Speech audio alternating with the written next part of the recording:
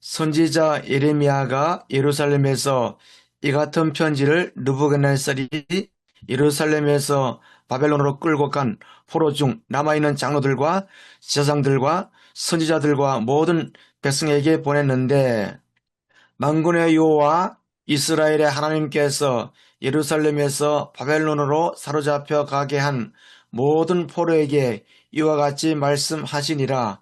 너희는 집을 짓고 거기에 살며 텃밭을 만들고 그 열매를 먹으라.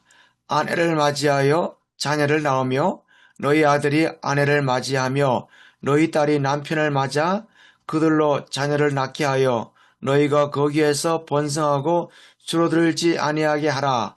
너희는 내가 사로잡혀 가게 한 그 성읍의 평안을 구하고 그를 위하여 여호와께 기도하라. 이는 그 성읍이 평안함으로 너희도 평안할 것임이라. 아멘. 11월 첫째 주 성령 강림절 후 21번째 주일 돌아오고요. 본문은 예레미야 29장 1절 그리고 4절에서 7절 말씀을 숭실대학교 김혜공 교수님이 주석하셨습니다. 설교 책상으로서 본문 읽기, 예레미야가 활동하던 그 시기는 기원전 6세기, 7세기경이었고요. 예레미야는 뭐 남유다의 선지자로서 뿐만 아니라 인근의 뭐 에돔, 모압, 주변국들의 그 명운까지 예언을 했던 그런 폭넓은 선지 활동을 했던 선지자라고 말씀하고요. 그의 그 예언을 한마디로 창조적 재건 예언이다 이렇게 표현하고 있습니다. 하나님의 뜻에 따라서 유배를 우리가 가야 한다 이렇게 말하는 사람들과 아니다. 혹시 뭐 그래 가더라도 이제 뭐 1, 2년 안에 우리는 돌아오게 될 것이다라고 하는 그런 비유배파와의 그 사이에서 비유배파에 대해서는 엄중히 경고하고 단죄하면서 그 지금 포로로 잡혀가 있는 사람들에게는 하나님의 구속사를 이제 설명하고 역설하는 그런 예언을 했고요. 바벨론으로 이렇게 뭐 강제적으로 가게 됩니다만 바벨론으로 이렇게 가게 되는 것은 긍정적인 효과도 있다. 그게 뭐냐? 다시는 우상 숭배에 빠지지 않을 어떤 영적인 면역력을 얻게 되는 기회가 될 것이다. 네, 그런 뜻으로 설득하고 있습니다. 그래서 이 오늘 본문이 있는 예레미야 29장은 디아스포라적인 그 삶의 방식, 또 포로로 잡혀갔을 때 어떤 생존 전략 이런 것을 지침을 내려주는 그런 본문이라고 설명하고 있습니다. 역사적 문학적으로 본문 읽기, 본문의 구조 분석인데요. 본문은 예레미야 27장과 28장의 갈등을 이어받고 있습니다. 본문 1절은 이제 수신이 누군가에 대해서 이제 설명을 하고 있고요. 이제 끌려가지 않고 아직 남아있는 예루살렘에 남아있는 장로, 제사장, 선지자들, 뭐 백성들 되겠고 4절부터 7절은 이제 포로민으로서 어떻게 살아야 할지에 대한 이야기를 이제 하고 있는 것입니다. 신학적 명성적으로 본문 읽기 주석과 해서 70년 유배 생활이 끝나면 하나님께서 새로운 미래를 너희 앞에 전개하실 것이다. 새로운 시대를 너희가 맡게 될 것이다. 이것을 이제 역설하는 예레미야 23장부터 33장까지의 새로운 미래에 대한 그 말씀 중에 오늘 본문이 들어있고요. 예레미야 27장, 28장 아까도 이제 그 갈등이 이어지고 있다고 그랬는데 거기에 나오는 거짓 선지자 하나냐는 이제 2년 이내에 우리가 돌아오게 될 것이다 이렇게 주장을 했습니다만 그것도 이제 하나님의 뜻이라고 하나님께서 말씀하셨다고 똑같이 뭐 그렇게 이야기는 합니다만 예레미야는 이것은 거짓 예언이다라고 하면서 하나냐의 주장을 일축합니다. 그리고 그 본문 뒤쪽에 보면 예레미야 같은 29장입니다만은 그 뭐 거짓 선지자들 또 거짓 지도자들이 편지를 써서 남아있는 그 예루살렘에 남아있는 사람들에게 편지를 써서 그들에게 어떤 거짓 정보를 제공을 하고 또 그들을 하나님의 뜻이 아닌 것으로 이렇게 오도하는 뭐 골라의 아들 아합이라든가 마세야의 아들 시드기야 이런 사람들 또 느엘람 사람 스마야 같은 이런 사람들에게 너희는 반드시 하나님의 심판을 받게 될 것이다. 28장에는 하느냐도 네가 금년 안에 너가 죽게 될 것이다. 그러더니 정말 그해 7월에 하나냐가 죽고 말았는데요. 그래서 이런 거짓 선지자들에 대한 심판을 예고하는 장면이 예레미야 29장 그 후반부에 나오고 있습니다. 그러면서 29장 10절에 하나냐가 얘기했던 한 2년 내에 우리는 나가게 될 것이다. 했던 이 하나님의 단기 유배서를 정면으로 반박하는 부분이 예레미야 29장 10절에 정확하게 70년이라고 그렇게 하나님께서는 말씀하고 있습니다. 멜로에서 70년이 돼야 내가 너희와 함께 있다가 돌아오게 될 것이다. 이렇게 말씀하셨고요. 이런 상황을 설명하면서 70년 동안의 유배 생활을 너희가 순종하면서 받아들이고 그것에 적응하면서 살아야 된다라고 이제 예레미야는 말씀하고 있습니다. 그러면서 첫 번째로 장기 유배 생활에 대해서 너희가 대비를 해야 되는데 어떻게 해야 되느냐? 첫 번째로 건실한 공동체를 형성해야 한다라고 1절과 또 4절부터 6절에 말씀하면서 장기 거주할 것을 작심하고 섣불리 한 1, 2년 안에 우리 돌아갈 수 있는 거 아니냐 지금 바빌론 상황이 이러는데 저런데 이거 잘하면 우리가 그쪽에 편승해서 이 반란을 우리도 동참해서 이거 빨리 끝내고 가야 되는 거 아니냐 이런 생각 전혀 하지 말고 너는 오래 살아야 되니까 장기 거주를 작심하고 디아스포라 공동체를 건설해라. 또 너희 민족이 줄어들지 않도록 인구 증가를 위해서 아무튼 하여튼 열심히 결혼하고 장가들고 해서 애를 낳아서 인구 증가에 노력을 기해라. 그런 명령을 하고요. 또 한 가지는 그 호스트 컨트리로서의 이 바벨론을 그러니까 그 바벨론에 대해서 굉장히 어떻게 좋게 이야기하는 거죠. 그 바벨론은 우리를 받아주고 우리 끌려가서 우리가 포로로 끌려간다는 그런 쪽으로 해석하지 않고 우리를 보호해 줄 국가다. 그렇기 때문에 그 바벨론 그 갈대아 사람들에게 싸우려고 들지 말고 그들을 축복하고 그들과 평화를 도모해야 한다라고 7절에 말씀하고 그래서 신명기 20장에 거룩한 전쟁 법령을 연상시키는 구절이라고 볼 수 있습니다. 네가 어떤 성읍으로 들어가서 치료할 때에는 그 성읍에 먼저 평화를 선포하라. 라는 그런 말씀인데요. 그 신명기 20장 5절부터 쭉 그 10절까지 읽어보면 오늘 이 본문의 내용의 그 순서, 그 언급하는 그런 것들이 아주 유사하게 이렇게 배치가 되어 있다는 것을 보고 좀 흥미롭게 생각이 되었습니다. 먼저 그 신명기 20장에도 어느 나라 이제 쳐들어 가게 되면 거기 새 집을 건축해라. 그래가지고서는 새 집에 살면은 dak성식을 하지 아니한 총각인 경우는 군면제도 해주고 포도원을 경작해라. 그 포도원 그 열매 따지 못한 총각에게는 군면제도 주고 결혼도 마찬가지고 그래서 오늘 본문에 나오는 예레미야 29장에 오늘 4절에서 7절에 나오는 이것도 거기서 너네 집을 건축하고 마을을 형성하고 포도원을 경작하고 결혼을 하고 애를 낳고 그리고 싸우려고 그러지 말고 그들을 축복하고 화평을 선언하여라. 이게 그 순서라든가 이렇게 아주 똑같이 이렇게 이어진다라고 하는 것을 발견할 수가 있고요. 이것은 어떻게 보면 세계 평화를 추구해야 하는 이스라엘 백성들의 그 어떤 제사장적 책임을 강조한 본문이다라고 이렇게 설명하고 있습니다. 위기 심판적 회계적으로 본문이 이렇게 설교 구성을 위한 제언인데요. 한마디로 첫 번째 현실을 받아들이고 순응하라라는 메시지고요. 두 번째는 너희가 이제 포로민으로 살아갈 때 그 디아스포라의 그 경험을 통해서 이 땅은 영원히 살 우리의 그 거처가 아니기 때문에 저 천국을 사모하는 그런 것을 훈련해라라는 것이고요. 마지막 세 번째는 평화의 공동체를 이루면서 살아라. 아까도 말한 그 평화의 제사장 노릇을 해라라고 하는 것을 말씀하고 있다고 볼 수 있습니다. 한 세 가지를 생각해 봤는데요. 저는 이 오늘 본문을 그냥 제 나름대로 예레미야의 어떤 상실의 신학이라고 저는 정의를 냈습니다.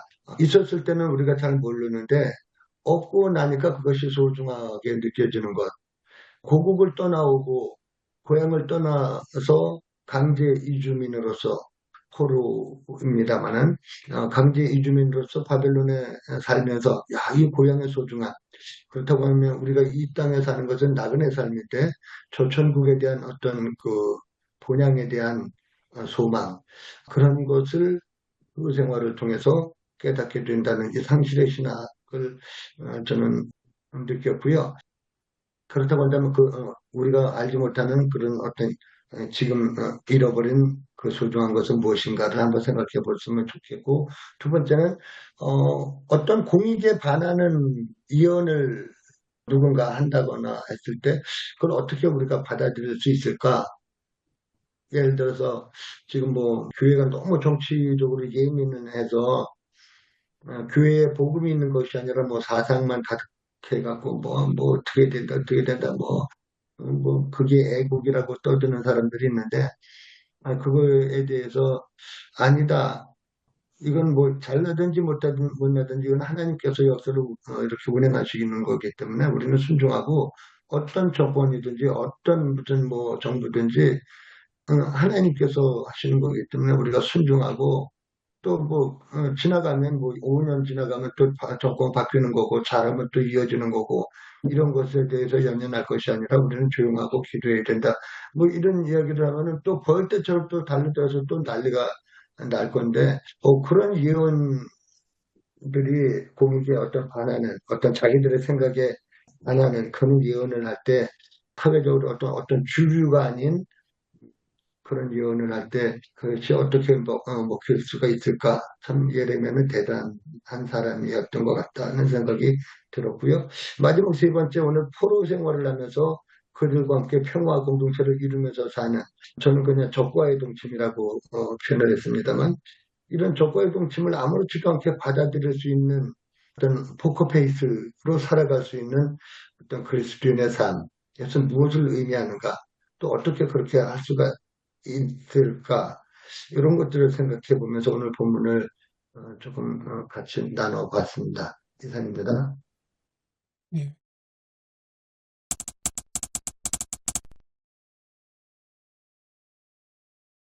아무래도 오늘 본문을 가지고 설교하시려면 이 본문의 역사적 배경이 아마 전제되어야지만 가능하실 것 같아요. 그래서 성도들에게 이 본문을 바로 이야기하기에는 조금 어려우실 것 같고 본문의 역사적 배경과 이 말씀이 나오게 된 그 상황을 먼저 설명을 하시면서 전해야 될 것 같다는 생각이 많이 들었습니다.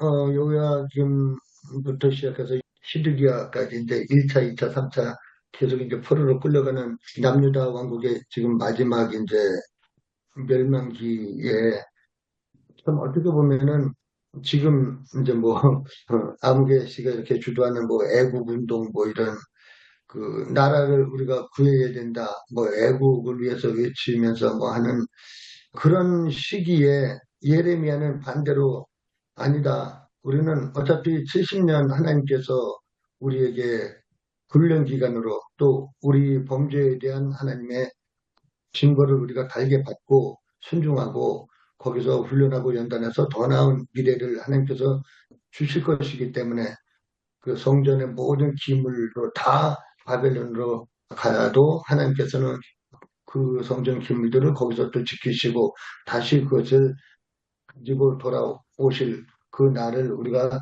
함께 기다려야 한다. 이렇게 외치는 이런 선지자 예레미야하고 그때 시대적 배경도 사실은 그랬는데요. 이건 뭐 어수선이 아니고 나라가 이제 완전히 끝난 거잖아요. 그런 상태에서 우리 나라를 다시 되살려야 됩니다. 우리 다시 뭉쳐서 우리 어떻게든지 그들을 타파하고 우리는 빨리 돌아와야 됩니다. 이렇게 하지 않고 예레미야는 전적으로 하나님의 뜻을 선포했다라고 하는 것이 이게 진정한 선지자의 자세이고 모습이 아니었나 쉽지 않았을 거다 그런 생각이 들었습니다. 저는 이번에 그 상실의 신학을 조금 묵상을 하면서 우리가 뺏겼을 때, 잃어버렸을 때 그것에 대한 절망이나 원망이 아닌 어떤 새로운 하나님께서는 뭘 잘 되게 해갖고서는 하나님의 뜻을 이루시기도 하지만 완전히 그 사람을 무너뜨리고 짓밟아버리고 완전히 그 사람의 존재를 지워버려서 오히려 또 하나님의 뜻을 또 이루시는 경우가 많기 때문에 예레미야의 이 상실의 신학은 좀 우리가 좀 생각해 봐야 될 부분이라고 생각이 듭니다. 예, 제가 이해하기로는 유다 왕국의 멸망 과정 속에서 두 개의 중심 주장이 있었다고 보여지거든요. 근데 공교롭게도 둘 다 하나님의 말씀이라고 이야기를 한 것 같아요. 우리는 이제 예레미야서를 보면서 예레미야 입장이 하나님 말씀으로 이해를 하지만 당시의 배경을 생각한다면 오늘 예레미야서 29장뿐만 앞에 27장, 28장, 29장 쭉 연결되는 내용이라고 생각한다면 하나냐로 대변되는 거짓 예언자로 이야기하는 그 사람 역시도 이게 하나님의 말씀이다. 그러면서 1차로 포로로 잡혀갔던 여호야긴 왕과 그 포로들 2년 후에 돌아올 것이라는 그런 주장을 하지 않습니까? 거기에 반해서 예레미야는 하나님의 그 예언은 하나님으로부터 온 것이 아니고 하나님의 뜻은 그게 아니다. 그러면서 오늘 본문 뒤에 나오는 70년 이야기까지 나오지 않습니까? 장기 유배 식민지 생활을 이야기하고 그것이 하나님의 뜻이다라고 이야기하지 않습니까? 그래서 이제 보면 사실 정치적으로 이렇게 휩쓸릴 수도 있는데 오늘 우리 한국 생활하고 맞물리면 이렇게 복잡하게 맞아 들어가는 것 같은 느낌도 들지만 또 한편으로는 걱정되는 게 오히려 그러다 보면 본문의 그 핵심 주제와 요지를 놓쳐버릴까 그게 좀 걱정이 되거든요. 왜 예레미야를 통해서 말씀하신 이 말씀이 성경에 기록되어 있는지 그걸 생각한다면 조금 더 본문에 집중하고 본문의 역사적 배경에 더 충실해야 되지 않을까 그런 생각이 들었습니다. 그래서 어떻게 보면 오늘 주석하신 교수님도 그렇게 이야기를 하셨지만 예레미야 예언이 변종법적이라는 이야기를 하시지 않습니까? 상실, 땅을 잃은 나라를 잃은 상실로부터 백성들이 하나님을 찾게 되고 그것을 통해서 민족의 갱신, 그 과정이 결코 짧은 기간이 이루어지는 게 아니고 70년이라는 그 긴 시간 동안 어떻게 보면 과거 이스라엘과 완전히 다른 새로운 이스라엘로 거듭나기 위한 과정으로서 70년 그런 게 강조점이 아닐까. 그 속에서 이제 어떻게 하나님의 백성으로 살아가야 하는지 거기에 대한 이야기가 나온 것이 아닐까. 그런 생각이 저는 들었습니다. 일단 역사적인 배경을 조금 나눈다면요. 여호야긴과 함께 포로로 잡혀갔던 1차 그 유배자들, 그들에게 이제 에레미야가 보낸 편지다. 그렇게 좀 보아야 될 것 같고요. 1차 포로로 잡혀갈 때에 많은 사람들이 엄청난 고통을 겪었죠. 전쟁이 엄청난 참상과 비극을 경험을 했고, 그리고 이제 그 비극은 자기 가족들일 수도 있고, 뭐, 이 친구들일 수도 있고, 그런 분들이 엄하게 이제 죽고 또 잡혀가고, 그래서 이제 포로로 잡혀간 그 사람들에게 보낸 에레미야의 편지인데, 이제 바벨론에서 예루살렘까지의 거리는 멀잖아요. 그럼에도 불구하고 이제 고대에도 그런 편지들이 오고 가는 것들이 있거든요. 그래서 이제 그들에게 보낸 이제 편지로 역사적인 배경은 좀 저는 봤을 때 또 보니까 또 그렇게 이야기하더라고요. 책에서도.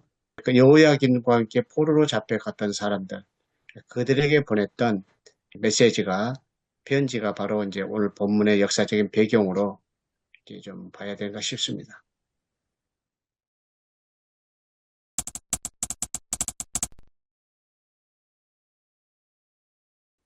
오늘 이 본문에 대한 배경이 열왕기하 24장 초반부에 나오는 것 같아 보니까 우리 문재수 목사님이 설명을 참 너무 잘해 주셨다고 봅니다. 저는 이 보면서 이제 이 상황, 그러니까 29장의 그런 상황을 조금 제 나름대로 정리한다면은 포로들이 낯선 땅에서 절망과 또 혼란을 느꼈을 것이고, 그리고 또 일부는 조속한 귀환을 또 바라는 이런 혼란스러운 상황. 근데 또 예레미야가 말씀을 선포하고 이 포로 생활이 오히려 오래 지속된다. 70년이라는 그 횟수를 말씀하는데, 그러면서 이 현실을 이제 받아들이는 거죠. 그곳에서 삶을 건설하라. 그렇다면 여기서 우리가 이제 신학적인 이제 주제를 뭐 꺼낸다면은 또 하나님의 주권 그런 것도 말할 수 있겠고, 그 다음에 이제 현실에 대한 그런 순종과 신앙적 순종, 그런 것도 또 나올 수 있고요. 그 다음에 이제 또 공동체적 책임, 이게 뭐 번성하라, 뭐 집을 짓고 살며 만들라.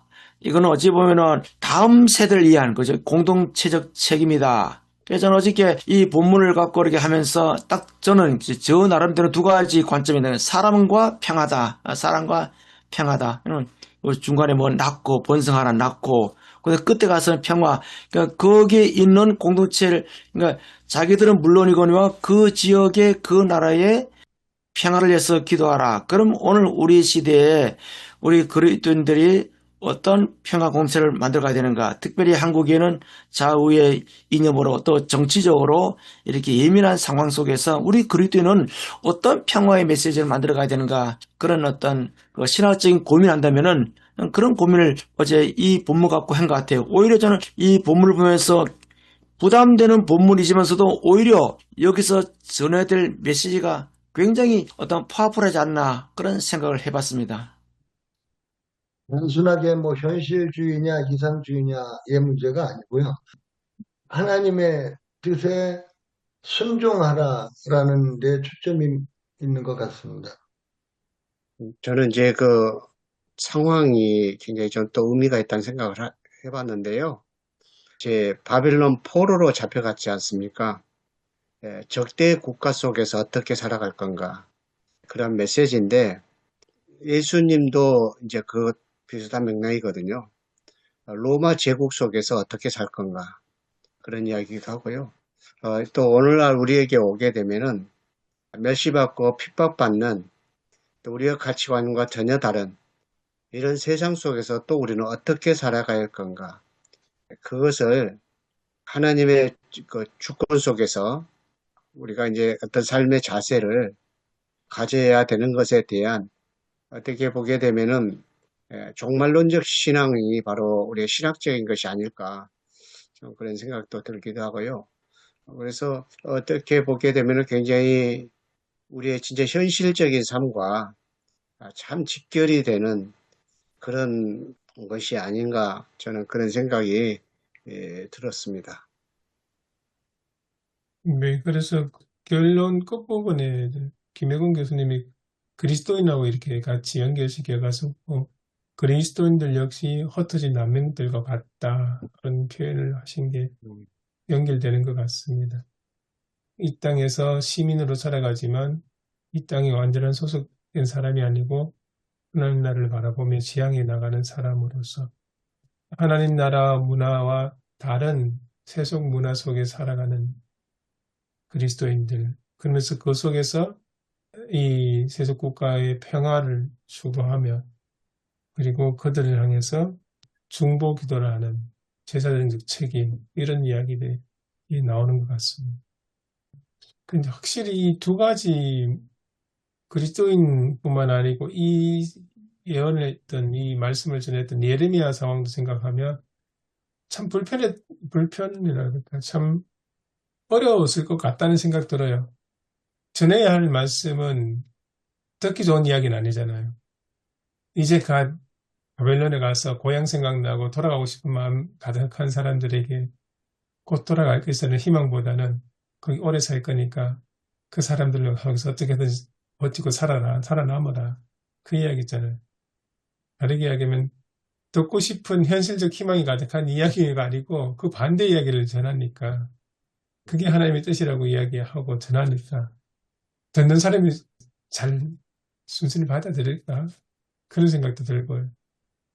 우리가 이제 그 시대적 상황에서 보면은 오히려 그저 27장, 28장도 읽어보지만은 예레미야의 그런 말보다 반대되는 그 예언한 하나냐 이런 사람들의 그런 예언이 오히려 그 당시 백성들의 마음에 또 이렇게 현실감으로 와닿지 않았나. 그리고 또 오늘 본문에 또 주석도 나와 있지만은 그 바벨론의 어떤 그런 그 내용이 있잖아요. 그러니까 이제 우리가 빨리 이 포로가 끝날 것이다. 이런 것들이 백성들에게 많은 설득력을 갖지 않았나.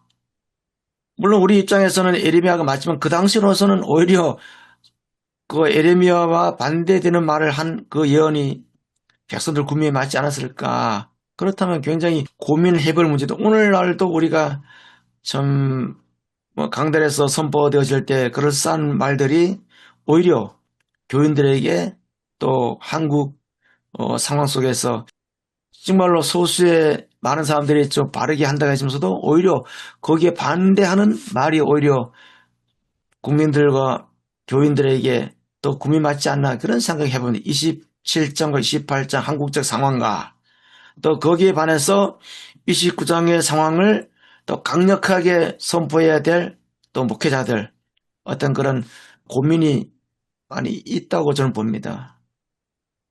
네, 저기 그 주석에서도 근거 없는 기대를 이야기했는데요. 예. 참 공감이 되는 그런 부분인 것 같아요.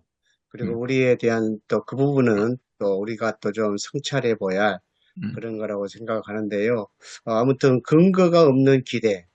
뭐 듣는 사람의 입장에서도 이루어지지 않아도 그냥 희망 좋은 말 해주면 좋지. 예, 그렇게 생각을 해서 하기도 하고 또 목회자들도 설교를 할 때도 사실상 너무 근거 없는 축복을 너무 이야기할 때가 많이 있지 않아요. 그래서 저는 이제 그 얼마 전에 영락교회 그 김우성 목사님이 그 한 세미나에서 설교를 하시는데 어느 집회에 갔는데 에레미야에 대한 설교를 하셨대요.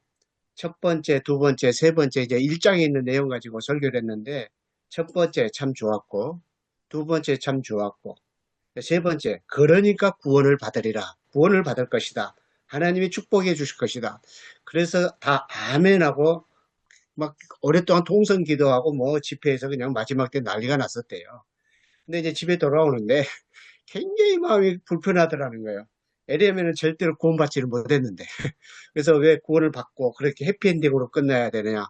그래서 이제 고민하다가 보니까 이제 그거 가지고 자기가 본문을 다시 설교를 해봤답니다. 주일날. 해봤더니 해피엔딩이 아니라는 거죠. 해피엔딩이 아닌데, 그래서 설교의 오류였다. 첫째, 두 번째를 맞았는데, 마지막에는 설교의 오류였다. 저는 이제 그 말이 굉장히 제가 고민했던 내용이거든요. 저도 감히 하나님 말씀에 대해서 오류로 설교를 하고 있다. 그런 이야기를 이제 저도 하고 싶은데 감히 막 말하기가 굉장히 많은 사람들한테 조심스러웠던 그런 부분이었는데, 역시 그 우리 한국 교회의 설교는 오류가 사실 너무 많은 것이 뭐냐면 어떤 본문을 보고 이러면 축복받지 않느냐 그렇게 해. 근데 절대 그게 아니거든요. 거의 99%가 아니거든요. 그래서 이렇게 하니까 축복받잖아. 이렇게 하니까 병이 나았잖아. 이렇게 하니까 부자가 됐잖아. 그래서 뭐 그런 방법들 해. 뭐 대접을 하고 섬겼더니 이렇게 하나님 복을 주셨잖아. 그거 아니거든요. 그래서 이것은 설교의 오류라고 생각을 하는데 이제 어떻게 보면 하나님은 설교의 오류를 했고 사실상 백성들도 그 오류를 너무 좋아하는 거예요. 좋아하니까 틀리더라도 그게 좋은 거예요. 위로가 되니까. 그것이 바로 이제 오류에 빠지는 그런 이제 딜레마라고 생각이 드는데 아무튼 저희 근거 없는 기대 그것이 굉장히 의미가 있고 공감이 됐던 그런 부분이 아니었는가 그런 생각이 듭니다.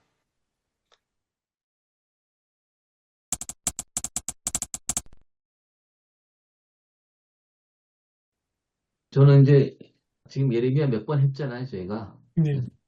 또 예레미야를 해야 된다는 부담이 확 와닿아갖고, 아, 정말 조금 막막하기도 해요. 이게 또 예레미야 얘기하려면 이게 또 쉽지가 않잖아요. 교인들한테 설명하기가. 그런 가운데 또 우리 문 목사님도 다 얘기해 주셨지만, 뭐 근거가 없더라도 기대와 소망을 불러일으키는 말씀을 전하기는 쉬운데, 네, 이거는 그런 말씀이 아니니까 또 어렵다는 생각이 들고, 읽으면서 생각나는 말 중에 하나가 김광석 씨가 했던 얘기인데, 자기가 대관고등학교에서 배운 거는 거짓된 희망이 아니라 솔직한 절망을 배웠다. 뭐 그런 얘기 좀 비슷한 것 같고요.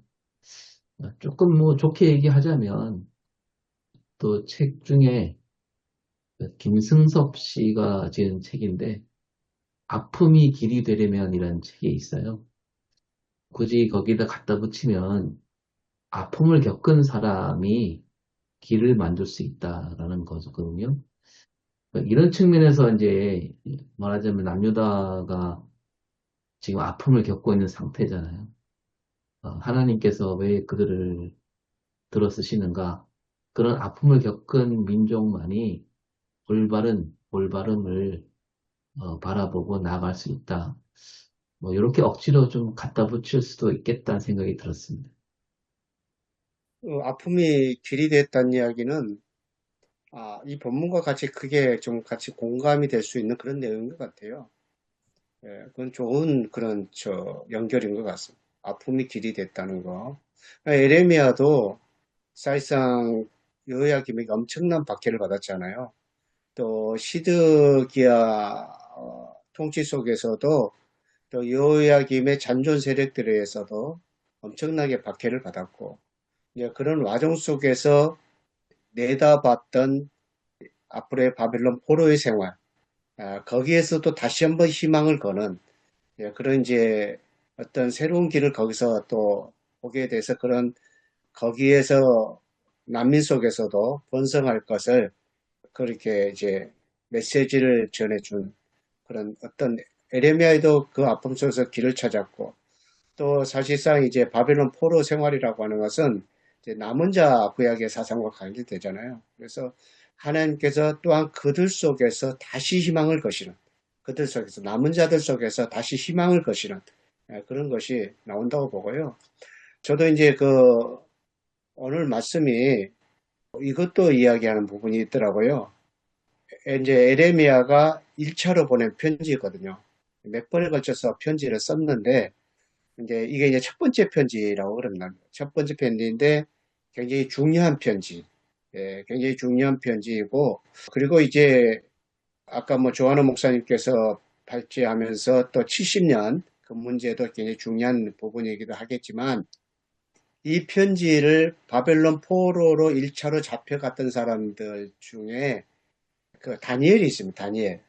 그래서 다니엘이 이 편지를 읽었는지는 진짜 들었는지 잘 모르겠지만 뭐 그런 기록은 없으니까, 그러나 다니엘이 바벨론에 정착해서 그리고 그가 바벨론 제국을 위해서 기도하고 그랬던 모든 것들의 과정은 어떻게 보면은 에레미야의 키즈가 아닌가, 그런 생각이 듭니다. 그래서 예언자의 전통과 그런 것들의 신앙들을 계속 이어가게 하는, 어떻게 보면 이제 종말론 신앙으로 다시 또 가야 되는 이제 그런 것이다 하겠지만, 아무튼 이제 이 편지 속에는 역사 속의 숨은 이야기들도 같이 연결시켜서 좀 볼 수 있는 그런 부분이라는 생각이 듭니다.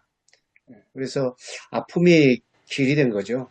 에레미야의 아픔이, 또 백성의 아픔이 하나님께서 새로운 길이 되는 너무 좋은 이야기 같아요. 아픔이 길이 됐다 이야기. 이제 에레미야가 그 바벨론 포로로 잡혀가더라도 이제 거기에서 이제 그 집도 짓고 또 결혼해서 번성도 하고, 그리고 이제 평화를 위해서 기도하라 그러잖아요. 그러니까 어떻게 보면 원수 국가인데 그들을 위해서 기도하라, 그렇게 이야기하잖아요. 보복하거나 싸우지 말고. 그 메시지는 예수님의 그 메시지와 거의 일치하신다 생각이 들거든요. 그래서 예수님도 그 로마 제국의 통치 속에 있지만, 그러나 예수님이 말씀하신 것도 여기서 어떻게 이제 당시에도 이제 그 에센파라든지 쿰난 공동체라든지 열심당이라든지 이런 사람들은 로마 정부를 몰아내야 된다, 그런 이제 사상들을 가지고 있었지만, 예수님은 그렇게 말씀하지 않으시고 오히려 원수를 사랑하라, 너희를 핍박하는 자들을 위해서 기도해 주라. 그래서 바벨론 제국의 통치 상황 속에서 우리가 어떻게 살아가야 되는 건가, 그런 것을 예수님께서 말씀을 해주셨는데, 참 그런 부분과 좀 연결이 되는 그런 본문이 아닌가, 그렇게 생각도 들고요. 그래서 굉장히 저도 이제 그 아까 오 목사님 얘기한 대로 에레미야에 대해서 별로 아는 것이 없는데, 이걸 계속해서 이 본문 가지고 설교를 한다라고 했을 때, 저희가 이제 금년에 세 번째인가 네 번째인가 된 것 같아요. 세 번째인겠죠. 그래서 첫 번째 부분과 또 색깔이 전혀 다르고, 지난번에는 에레미야의 눈물 했잖아요. 그래서 에레미야의 눈물 하나님의 눈물인데, 그 색깔도 전혀 달랐고, 오늘 본문도 보니까 색깔이 전혀 또 다른 그런 또 메시지가 되지 않는가, 좀 그런 생각이 듭니다. 저희 교회는 이 오는 주일이 추수감사주일이에요. 어찌 보면 조금 난감할 수도 있을 것 같은 생각도 들지만, 결국 인생이 나그네고, 지금도 전 지구촌에 3억 명 이상이 다른 땅에서 이렇게 자기 고향이 아닌 땅에서 태어나기도 하고, 또 전쟁이나 또 난민 생활 통해서 강제 이주가 지금도 적지 않게 진행되고 있는 그런 현실인데요. 어쨌든 그 나그네 또는 디아스포라 이런 삶 속에 하나님 앞에 감사할 수 있는 여지. 아마 조한우 목사님 발제하시는 그 부분에 이제 첫 번째 부분일 수 있겠다 생각이 들어요. 그러니까 있을 때 우리는 좀 의시되고 교만한데, 사실 상실의 슬픔 가운데 오히려 역설적으로 감사할 수 있는 부분들이 있잖아요. 예레미야도 40년 정도의 사역하면서 처절한 눈물을 흘렸고, 또 시드기야 눈에 뽑혀 이제 바벨론에 끌려갈 때도 본인의 삶이 나아진 게 하나도 없거든요. 감옥들에서 그냥 영어의 몸이 됐었고, 그런 면에서 볼 때 하나님 뜻은 사실 망하는 거고 항복하는 건데, 이걸 어떻게 받아들일 수 있었을까? 지금 배경으로 아까 설명하신 것처럼 참 예언과 거짓 계시의 갈등 관계 내지는 경쟁 관계에서 이제 상실의 현실을 넘어서서 분별을 요구하는 부분까지 갈 수 있다고 생각이 들거든요. 그러니까 그 분별이라는 게 결국은 권력 관계와의 이제 구별일 수도 있겠고요. 그러니까 권력에 이제 줄 서서 복을 선포하는 그런 부분들, 아까 근거 없는 희망, 솔직한 절망, 굉장히 공감이 되는 표현 같은데요. 그 분별을 어떻게 할 것인가. 결국 상실은 역사적 반성을 통해서 가능하고, 또 분별은 정치와의 일정 거리 관계에서 가능하지 않겠는가라는 생각을 해보게 됩니다. 그러면 이제 다음 단계 적용과 이제 희망적인 부분들은 몇 가지 있는데, 중보 기도라든지 남은 자, 또 다음 세대, 이런 부분들이 있을 것 같고요. 결국 그것은 이제 문화 속에 적응력을 갖고 있는가, 아까 면역력이라는 표현을 하셨는데, 그 적응력이 개혁을 전제로 한 부분이어야 된다는 생각도 해보게 되고요.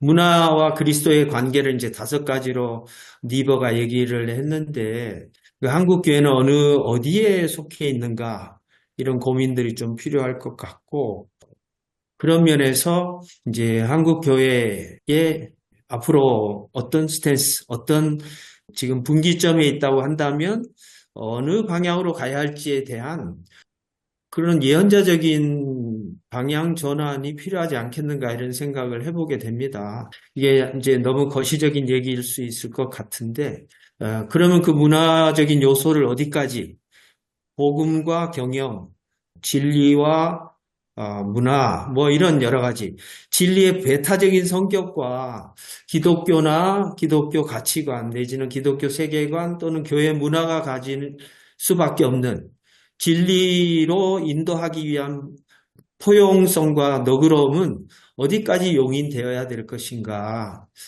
이런 부분이 고민이 되는 부분이에요. 왜냐하면 이게 설교 안에도 이런 갈등이 있거든요. 설교에서 쓰는 단어나 문법들이 그 경계선 안에서 왔다 갔다 할 수 있는 그런 부분들이 있다고 저는 생각을 하고요. 어쨌든 이런 고민들 이제 나누고 싶고, 어느 정도 또 정리가 돼서 이제 설교문으로 작성이 되고 또는 뭐 설교가 이제 음성으로 들려질 텐데, 뭐 한두 가지 더 첨언을 하자면, 오늘 본문의 틀을 어디까지 좀 가져갈 것인가. 저는 그냥 뭐 아직 자세하게 읽어보진 않았지만 1절부터 11절이나 그러니까 오늘 이제 7절로 끊기보다는 그 뒷부분도 오히려 전염병 얘기도 있고 또 선지자, 복술가, 뭐 요술자, 뭐 약간 우리로 치면 약간 무속적인 그런 이제 거짓 예언에 대한 비판적인 이야기들이나 단어들이 조금 있을 수 있고요. 예, 그런 면에서 이제 조금 더 본문을 7절 넘어가면 좋겠다 이런 생각도 해봤습니다. 예, 그러고 보니까 29장 11절 말씀이 이렇습니다. 여호와의 말씀이니라 너희를 향한 나의 생각을 내가 아나니 평안이요 재앙이 아니니라 너희에게 미래와 희망을 주는 것이니라 이렇게 되어 있거든요. 오늘 본문 내용하면 연결시켜 본다면 이 본문에 예레미야가 전했던 그 말씀이 결코 물론 그 유다 백성들이 하나님의 법을 율법을 어겨서 심판을 받게 되지만 결코 그게 저주나 멸망이 아니고 또 하나의 새로운 길을 열어주시는 과정인데 그게 우리가 생각하는 그냥 평탄한 길이 아니고 어떻게 보면 새로운 뼈를 깎는 각오가 필요한 그 길인 것 같다는 생각이 들었습니다. 또 한편으로 이게 약간 한 걸음 떨어져서 이렇게 좀 보는 것도 한번 생각해 봤는데요. 이 이제 이스라엘 사람들이 역사를 보는 눈이 좀 남다르잖아요. 그래서 여기서 이제 그런 측면들 하나님께서 그 굳이 이제 바벨론에 들어가서도 또 바벨론이 또 망하잖아요. 망하게 되고 그런 걸 보게 하시면서 어떤 그 제국의 흥망성쇠를 몸으로 겪으면서 어떤 그런 깨우침을 주는 그렇게 볼 수도 있고 그 이제 그러니까 뭡니까 그 권불 10년 뭐 이런 말도 있고 뭐 하무식이랑 뭐 그런 것처럼 아무리 큰 제국도 이렇게 영원하지 않고 이스라엘은 이제 그런 큰 나라를 원했는데 그게 아니다라는 그런 어떤 깨우침을 주는 말씀일 수도 있다는 생각이 들고 이제 한국 교회와 더불어서 한국 교회는 그러면 우리나라 역사를 어떻게 바라보고 있는가 그 역사를 보는 눈을 좀 선각자로서 깨우쳐줘야 되지 않겠는가 한국 교회는 너무 뭐 우리가 흔히 많이 비판했지만 성장에만 관심이 많잖아요. 그래서 한국 교회가 어떤 이 나라에 대한 책임적 존재로 선다면 또 역사를 바라보는 눈을 제대로 사람들에게 알려주고 이를테면 뭐 이겁니다. 이 뭐 정파 문제가 아니라 뭐 가장 존경하는 대통령 그러면 뭐 박정희 뭐 이렇게 얘기하는데 왜 박정희냐? 경제 부흥. 그 기준이 어떻게 경제 부흥이 될 수, 경제 부흥이 정말 됐는지도 뭐 따져봐야 될 문제겠지만 부자가 되게 해주는 대통령이 가장 좋은 대통령이라는 그런 평가에 대한 우리 한국교회의 입장은 뭔가 좀 달리 우리가 제시를 해야 되지 않을까라는 생각이 들고 또 옛날에 많이 들었던 뭐 유럽의 여러 선진국들은 다 예수 믿는 국가이기 때문에 지금 저렇게 선진국이 됐다. 이런 식의 어떤 한국교의 평가는 너무 이런 이스라엘 역사와 빗대어 보면 너무 이렇게 그 동떨어진 또 너무 세속적인 그런 메시지가 많지 않았나. 뭐 그런 생각이 잠깐 들었습니다.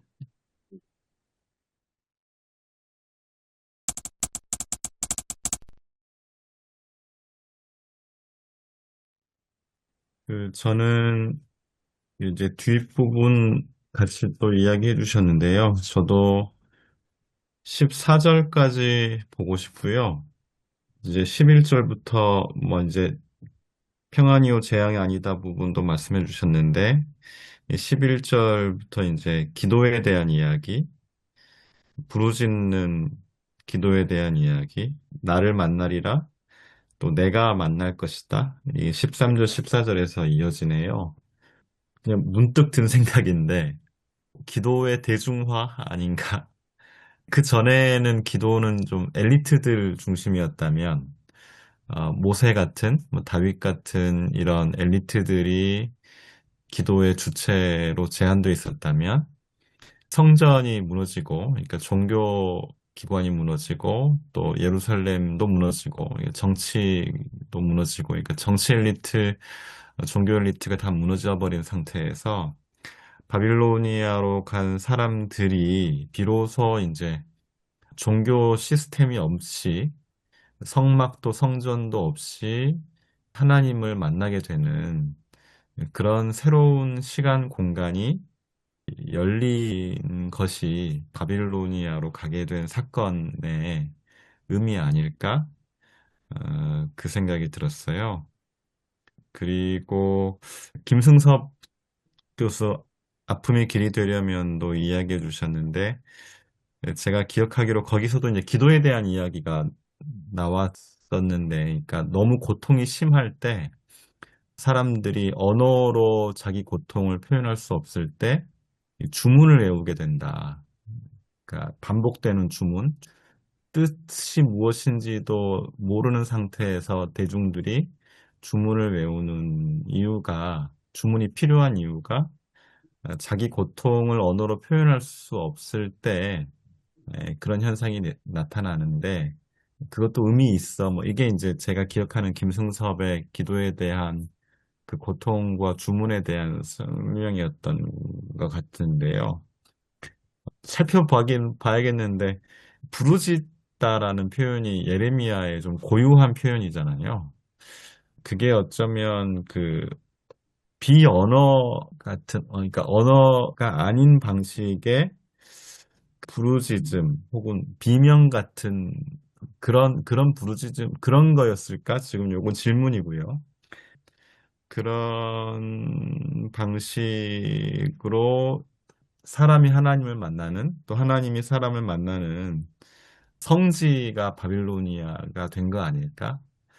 또 바빌로니아에서 이제 에스라라는 그 학사가 등장하면서 다시 이제 성서를 편집하게 되는 공간이기도 했고, 이게 바빌로니아로 끌려가야 하는 이유 아니었을까? 부분에서 이제 요 29장의 이제 전체적인 맥락을 같이 이제 단락을 묶을 때 그 독일 성서공회 해설 성경에서는 26장부터 29장을 이제 그 큰 단락으로 묶어서요. 앞부분을 좀 봤더니 26장부터 29장 사이에 이제 자주 나오는 표현이 28장부터 자주 나오는 표현이 바빌론의 왕의 멍에라는 표현이 여러 번 등장하네요. 28장 2절, 뭐 4절, 10절, 11절, 뭐, 계속 이제 그 앞부분에 바빌론 왕의 멍에가 등장하는데, 이게 이제 그 멍에가 이제 관용구로 쓰일 때 이제 법, 질서 이런 의미도 된다고 하고요. 그 마태복음 11장이죠. 그 예수께서도 내 멍에를 메라고 할 때, 예, 그 멍에는 이제 그 율법의 멍에이고, 근데 예수께서 말씀하신 멍에는 산상보훈적인 멍에, 그러니까 율법 위에 이제 예수께서 더하신 의미를 더하신 그런 멍에일 텐데, 멍에라는 은유를 같이 쓴다면 바빌론 왕의 멍에는 언뜻 받아들일 수가 없는 거잖아요. 바빌론 왕의 질서와 법을 지키는 거니까. 네, 그럼에도 그걸 계속해서 예레미야가 이야기한 건 어떤 바빌로니아라는 이 납득할 수 없는 공간에서 일어날 수 있는 새로운 기회, 그 질서 속에서 그 질서를 이제 초국한, 김혜공 교수께서 이게 초국 이런 단어 많이 쓰시는 것 같은데, 그런 기회가 열리는 땅이 바빌로니아가 아닐까. 뭐, 그래서 이제 예레미야가 이야기하는 바빌로니아라는 시공간을 긍정해도 되는 이유가 아닐까. 뭐, 그 생각 좀, 네, 오늘 했습니다. 바벨론 시대를 그렇게 이해할 수도 있겠네요. 참 저는 한편으로 신기한 게 오늘 본문 이야기도 가만히 보면 포로 공동체에게 주는 편지지 않습니까? 그 소수, 어떻게 보면 그 지역의 다수가 아니고 소수자, 그들에게 주는 편지인데 그들에게 주는 편지 내용에는 내용 속에 한 가지는 소수이지만 소수가 다수를 위해서 감당하는 책임이 부여되는 그런 상황인 것 아닙니까? 그러니까 소수인 포로 공동체를 향해서 그 지역, 그 나라야 어떻게 보면 세계의 평화를 추구하는 그런 제사적인 책임이 부여되는 것이지 않습니까? 그런 모습이 성경에도 여러 번 많이 나오지 않습니까? 작은 하나님의 공동체가 그 공동체를 통해서 그 지역, 그 나라에게 하나님의 은혜가 꽂혀져서 평화를 구현해 나가는 어떻게 보면 복음을 전파하는 그런 식의 생각을 한다면 오늘 이 본문도 그런 것하고 또 연결되어 있지 않나 그런 생각 들기도 합니다. 우리는 무조건 크고 웅장하고 장대한 것을 좋아했는데 하나님은 그러시지 않은 것 같다는 그런 생각까지도 좀 들기도 합니다.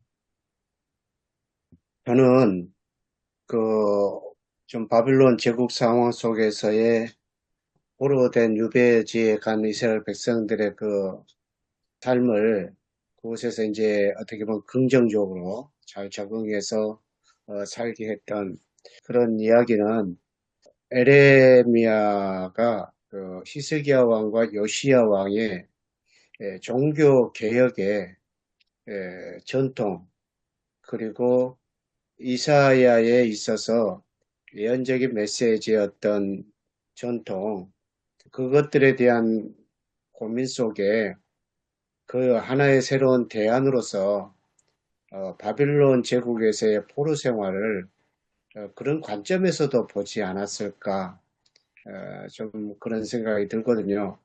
그래서 이런 관점에서 이 본문들을 생각하면 이제 우리의 생각들이 많이 자유분방하게 나가는 것을 조금 이제 절제할 수 있다고 생각이 드는데요.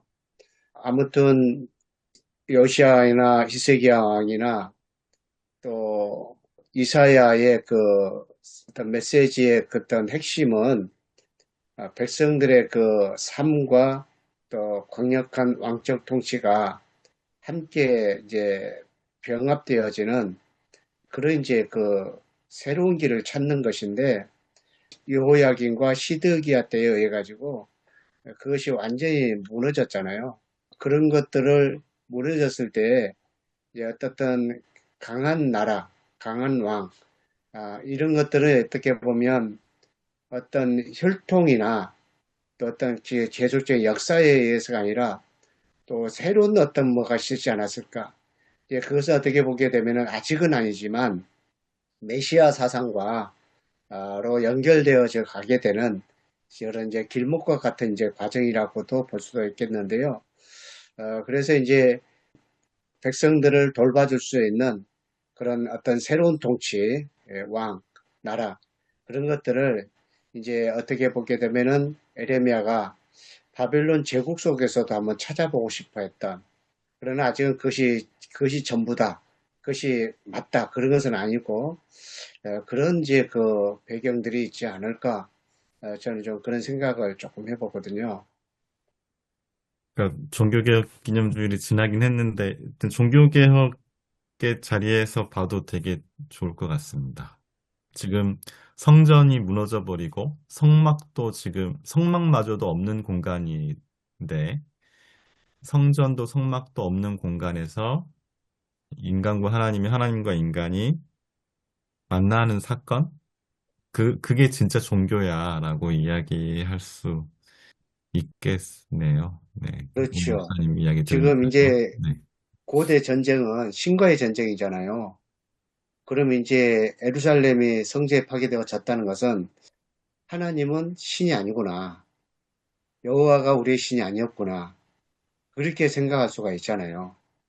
근데 그런 부분 이제 바빌론 제국의 포로로 잡혀가서 제국의 큰 도시들과 또 문명들을 보게 되면은 자기들보다 훨씬 다른 세계가 있었네 하면서 굉장히 어떻게 문화적으로 보면 큰 충격에 빠지는 또 신앙의 어떤 큰 갈등을 느끼게 할 수 있는 그런 것들이 바빌론의 포로로 잡혀간 사람들의 큰 갈등이 될 수도 있거든요.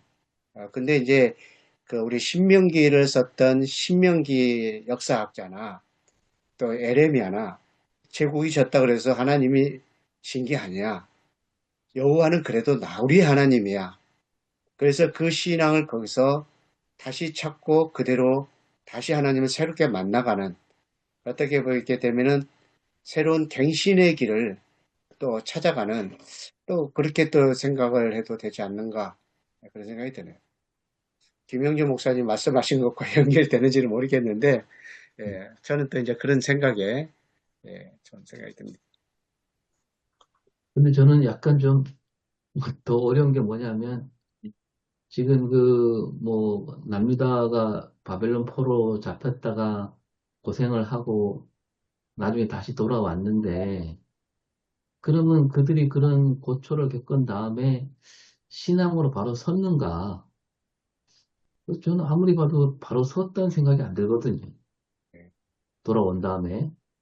사실은 더 이제 부패하고 더 이상한 방향으로 흘러가고 오히려 이제 유대주의 에스라 느헤미야 약간 희망이 보일 것 같지만 결국은 유대주의화 돼갖고 유대교가 돼버리고 그런 과정을 보면서 이걸 또 어떻게 얘기해야 되는가. 바벨론 포로에서 돌아와갖고 정신 차리고 바르게 살았다. 이렇게 말할 수 없다는 거죠. 그런 그래서 이제 측면에서. 그렇잖아요. 그 바벨론 포로에서 음, 돌아와서 이제 에스라를 느헤미야를 중심으로 이제 우리가 율법을 철저히 지키자. 그래서 이제 굉장히 율법주의로 율법을 굉장히 다시 한번 그 백성들을 갱신시키는 그런 일이 일어났지만, 그런 이제 목사님 말씀하신 대로 보수적 기득권 같은 그런 사람들의 또 형성이 되는 거죠. 그래서 역사는 끊임없이 반복되어 왔고, 그리고 또 역시 예수님이 있을 때도 그래도 역시 또 이제 그 열심당대라든지 많이 있었지만, 그러나 또 별로 달라진 것도 없고 그랬었지 않습니까? 그래서 이제 결국은 이제 그 예수님의 그 메시아의 등장, 이것이 이제 모든 문제를 해결해주는. 그러니까 이전에 좋아질 것 같았지만 달라진 것도 에레미야, 그 엘리야 때도 그렇고 이사야 때도 그렇고 다 그랬거든요. 또 에레미야 이후에도 그렇고 또 계속해서 그랬지만, 그러나 이제 그것이 이제 하나님의 아들이신 예수 그리스도가 이 세상에 오셔서 해결해 주시지 않으면 안 되는 그런 이제 복음을 우리가 이제 만나게 되는 것이라고 저는 그렇게 봐야 되지 않는가 싶습니다.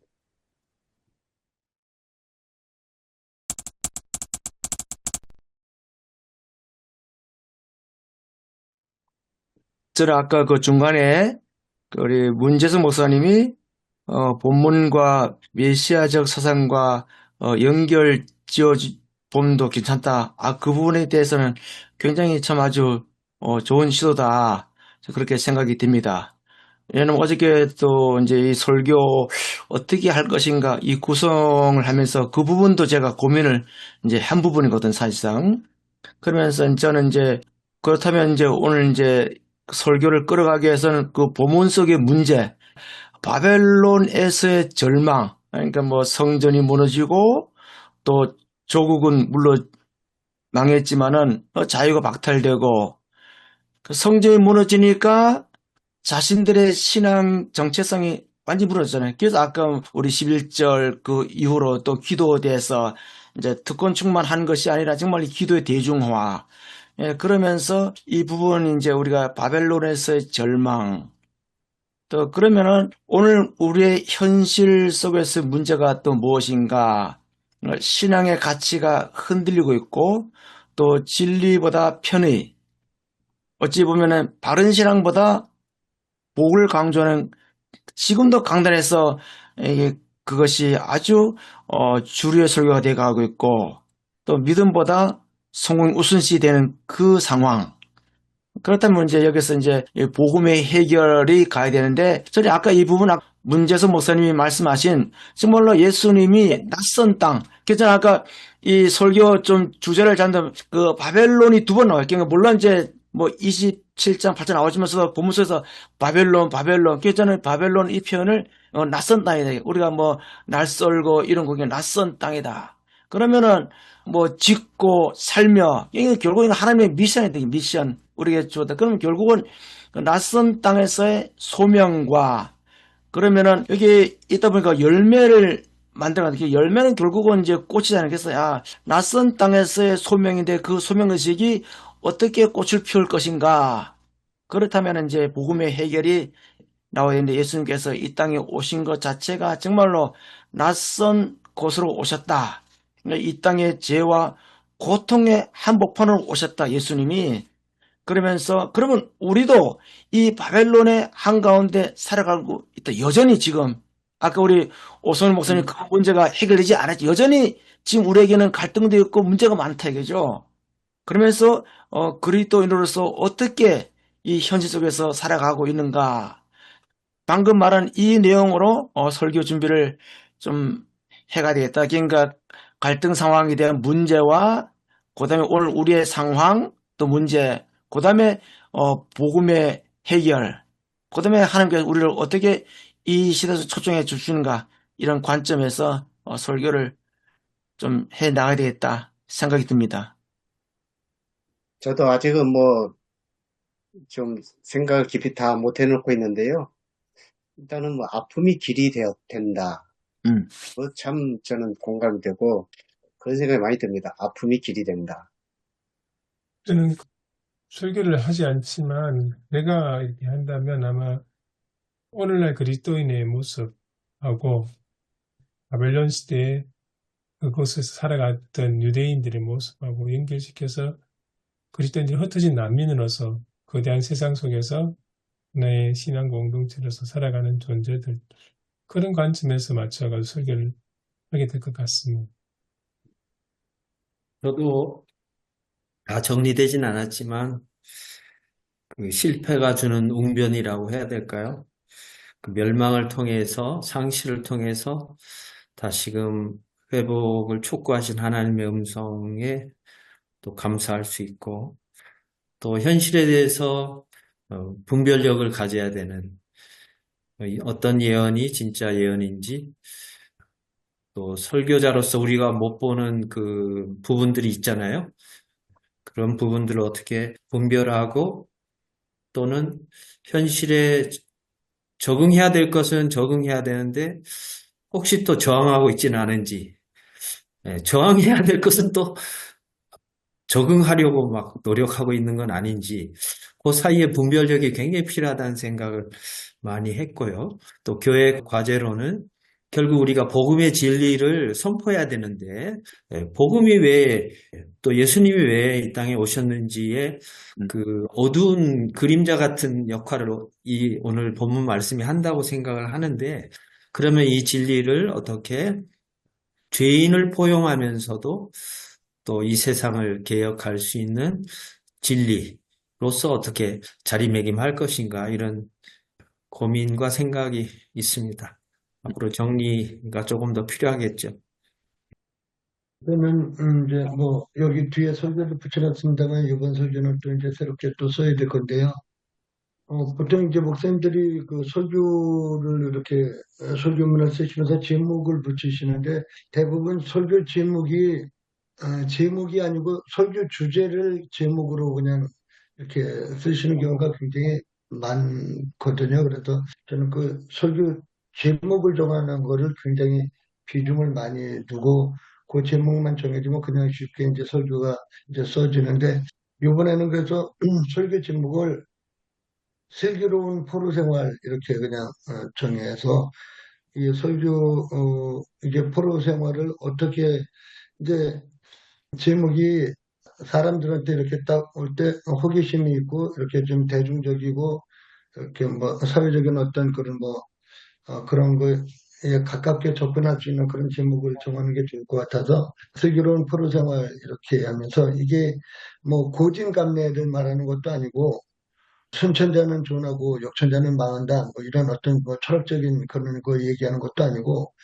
우리 그리스도인이 뭐 비굴하게 살아라 이런 이야기도 아니고 그래서 여기서 하나님께서 우리에게서 말씀하시는 것은 어떻게 보면은 뭐 글쎄요 뭐 행복해지는 법 비결 어떤 세계의 평화를 이루는 비결 뭐 이런 그런 뭐 몇 가지 그런 것들을 조금 뽑아서 제목을 그렇게 한번 정해 보려고 합니다.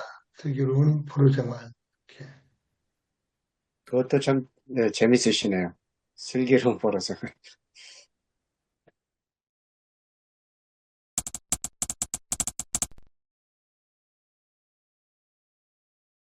은혜로우신 하나님 아버지 감사합니다. 우리가 당하는 어려움이 있을 때마다 하나님의 뜻을 알지 못해서 우리가 낙심하고 좌절할 때가 많이 있습니다. 그러나 하나님께서는 모든 것이 합력하여 선을 이루게 하시는 하나님이시기 때문에 무너져도 망해도 성공하고 번영하는 것 못지않게 더 큰 하나님의 뜻을 이루시는 것을 우리가 성경을 통해서 보고 깨닫게 됩니다. 이번 주에도 이제 예레미야의 이 선포의 말씀이 우리들에게 또 귀한 하나님의 뜻을 알아내는, 찾아내는 귀한 시간이 될 수 있도록 인도하여 주시옵소서. 감사하고 예수님의 이름으로 기도하옵나이다. 아멘. 아멘. 네, 수고하셨습니다. 다음에 뵙겠습니다. 고맙습니다. 감사합니다. 네. 수고하셨습니다.